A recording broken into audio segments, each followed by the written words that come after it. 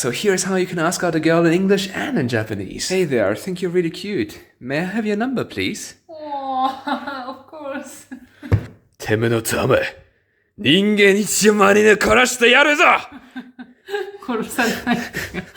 殺してやる Alright, so everything sounds better in Japanese. Hey darling, could you make me an egg, please? Yeah, of course. よこさん、俺の卵どこない。国に帰れ。Hey! 国に帰れ。 Complimenting your girl in English versus in Japanese. Hey honey, you look really cute today. Oh, thank you, my darling. 君の目は一千個の太陽より明るく輝いているぞ。ありがとう。You are so cute. You are nice to me. How to tell someone you're on a diet in English versus in Japanese. Hi honey, thank you so much for bringing this food. But I have to be careful when eating it. I'm on a diet, remember, darling? 太ったと心臓に恥をかかせた。俺のが俺の運命だ。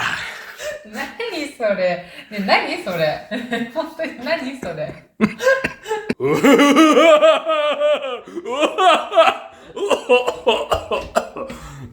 俺が風がいった。Okay. I shouldn't try to do anime voices when I am a bit sick.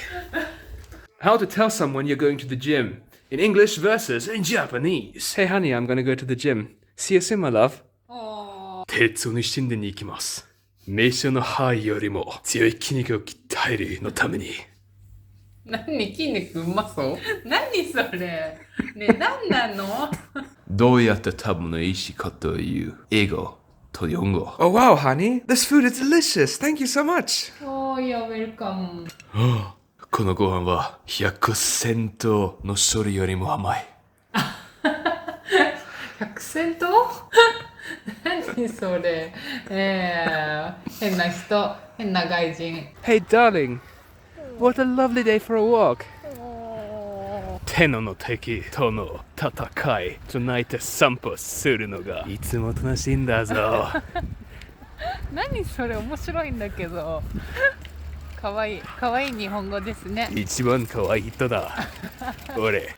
Oh hey, you're going to learn German? Have fun. I'm gonna go and watch our daughter a little bit. Oh, thank you so much. あなたの僕の私たちの娘に侍の道を知るんだ。何言ってるのHey honey, our microwave broke down. We need to get a new one. 電子レンジはセントで死亡した。戦争の埋葬をする必要がある。